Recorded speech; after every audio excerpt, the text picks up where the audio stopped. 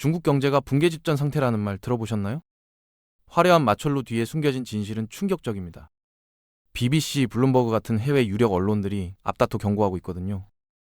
중국 내부에서조차 앞으로 5년이 마지막이라는 비명이 터져 나오고 있습니다. 미국을 제치고 세계 1위가 될 거라던 그 시나리오, 이제 완전히 몰락했죠. 시진핑 주석조차 감추지 못한 5가지 치명적인 붕괴 사인이 있습니다. 전 세계 경제학자들이 경악하는 공산국가 중국의 몰락 카운트다운, 지금부터 파헤쳐 보겠습니다. 전 세계 경제 석학들이 지금 중국 경제를 뭐라고 부르는지 아십니까? 좀비 상태라고 합니다. 내사 상태에 빠진 환자를 기계로 억지로 살려놓은 것과 똑같다는 거죠. 과거에 10%씩 폭발적으로 성장하던 그 괴물 같은 모습은 온데간데 없습니다.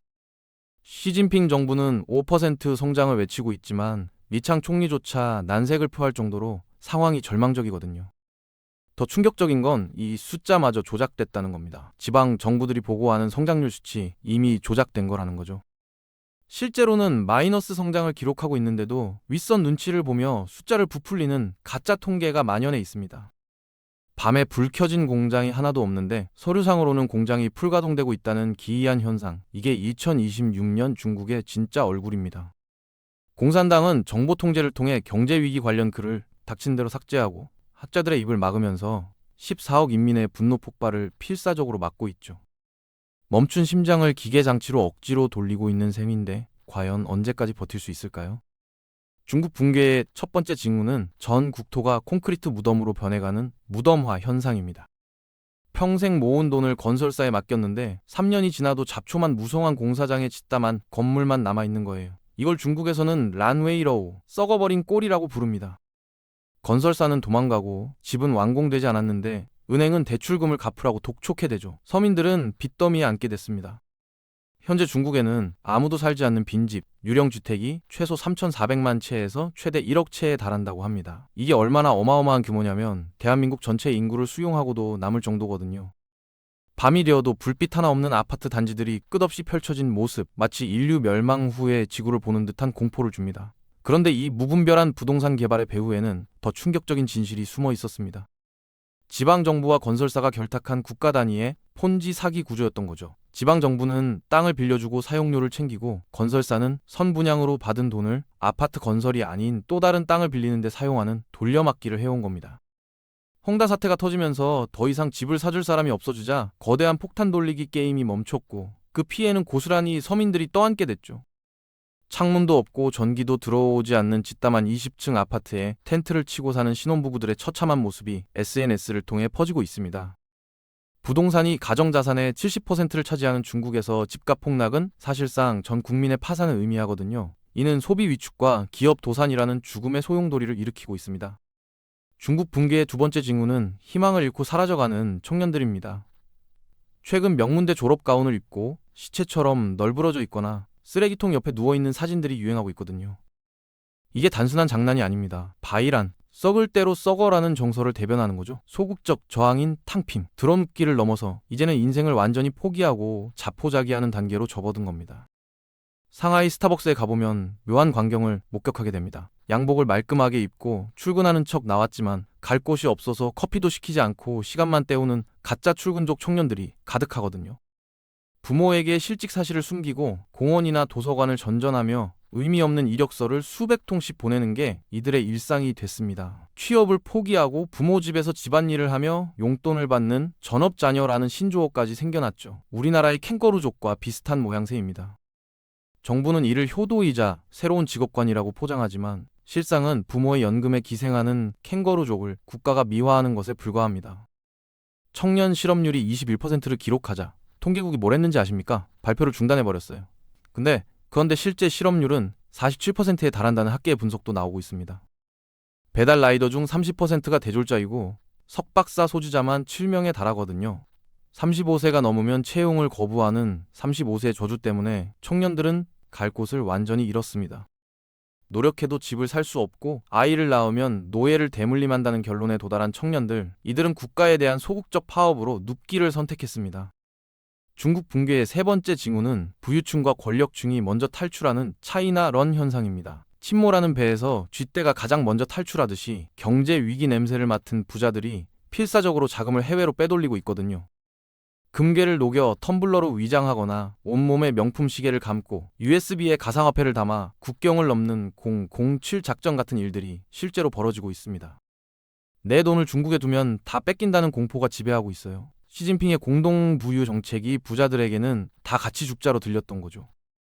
마윈의 실종 사건 기억하시나요? 바오판 회장의 증발, 하루아침에 불법이 된 사교육 시장까지. 이런 걸 보면서 부자들은 중국이 더 이상 안전하지 않다는 걸 깨달았습니다. 전 세계 부촌 지도가 중국인들의 현금 매입으로 인해 바뀌고 있어요. 도쿄 긴자, 싱가포르, 센토사 섬, 서울 강남의 펜트하우스들을 중국인들이 거주 목적이 아닌 안전금고 용도로 닥치는 대로 사들이고 있습니다. 이민 컨설팅이 최고의 호황 산업이 됐죠. 지식인과 기술자 등 엘리트 계층까지 자녀 교육과 미래를 위해 중국을 떠나고 있습니다. 세뇌 교육과 통제 사회에서 아이를 키울 수 없다는 절박함이 중산층까지 번졌거든요. 돈과 사람, 두뇌가 모두 빠져나가고 있는 겁니다. 결국 텅 빈 공장과 노인들, 그리고 독재자만 남은 공산화된 땅에서는 어떤 혁신도 일어날 수 없다는 게 냉혹한 진실입니다. 중국 붕괴의 네 번째 징후는 공산당이 가장 두려워하는 인구 소멸 문제입니다. 아이들이 뛰어놀아야 할 유치원이 문을 닫고 그 자리에 요양원이 들어서고 있거든요. 중국도 고령화 문제가 심각합니다. 미끄럼틀이 있던 자리에 휠체어 경사로가 깔리는 이 기이한 풍경. 2023년 한 해에만 2만 개 이상의 유치원이 문을 닫았습니다. 이게 의미하는 건 명확하죠. 국가의 미래 생산 라인이 멈췄다는 겁니다. 중국 인구는 공식적으로 감소세로 돌아서면서 세계 1위 자리를 인도에게 빼앗겼어요. 이제 남은 건 인구 절벽으로의 자유낙하뿐입니다. 부자가 되기도 전에 늙어버리는 미부선노 현상이 발생했거든요. 국민소득 1만 2천 달러 수준에서 초고령 사회로 진입하는 최악의 타이밍을 맞이한 겁니다. 오랜 한여 정책의 결과로 청년 1명이 부모 2명과 조부모 4명을 부양해야 하는 4시 2대1 구조의 저주에 빠졌습니다. 연금 시스템은 고갈 위기에 놓였고 정부가 정년을 연장하려 하자 노인들이 시위를 벌이는 백발혁명까지 일어났죠. 노동력 감소로 인건비가 오르자 공장은 베트남과 인도로 떠나고 일자리가 없으니 청년들은 아이를 낳지 않는 악순환이 완성됐습니다. 시진핑 주석이 새 자녀 정책을 내놓으며 출산을 장려했지만 청년들의 반응은 냉소적이에요. 나 하나 건사하기도 힘든 지옥에 또 다른 노예를 낳을 수 없다는 거죠. 한번 늙어버린 국가는 다시 젊어질 수 없습니다. 인구 문제는 중국 경제가 반등할 수 없는 결정적인 이유가 되고 있습니다. 중국 몰락의 결정타인 1위는 미국이 주도하는 기술 전쟁에서의 완패입니다. 부동산이나 인구 문제가 만성 질환이라면 반도체 제재는 산소호흡기 코드를 뽑아버리는 것과 같거든요. 미국은 네덜란드, 일본 등과 연합하여 첨단 장비 반입을 원천 봉쇄하는 기술 만리장성을 쌓아 중국을 가둬버렸습니다. 중국은 구형 칩 제조에 급급하고 있어요. 화웨이의 최신 폰도 뜯어보니 구형 기술을 쥐어짜 만든 발열 덩어리에 불과했죠. 엔비디아 칩을 구할 수 없어 AI 경쟁에서 도태되고 있습니다. 세계 표준과 동떨어진 갈라파고 상태로 전락하면서 4차 산업혁명 열차에 탑승하지 못한 겁니다. 기술 없이는 미래가 없거든요. 아무리 공장을 돌려도 첨단 반도체 없이는 전기차도 인공지능도 차세대 통신망도 만들 수 없습니다. 중국이 자랑하던 제조업 강국이라는 타이틀도 이제는 무용지물이 됐죠. 미국과 동맹국들이 만든 기술 장벽 앞에서 중국은 속수무책입니다. 자체 기술로 돌파하겠다고 수조 원을 쏟아붓고 있지만 기술 격차는 오히려 벌어지고 있어요. 반도체 굴기를 외치며 국산화에 나섰지만 수율은 형편없고 성능은 한참 뒤처져 있습니다. 글로벌 공급망에서 배제되면서 중국은 점점 고립되고 있죠. 기술 전쟁에서 패배한 국가에게 미래는 없습니다. 이게 중국 몰락의 가장 치명적인 신호인 이유입니다. 유령 도시, 절망한 청년, 자본 탈출, 인구 소멸, 기술 봉쇄라는 5가지 신호는 모두 중국의 붕괴라는 하나의 결말을 가리키고 있습니다. 중국의 몰락은 당장 한국 수출에 타격을 줄 수 있죠.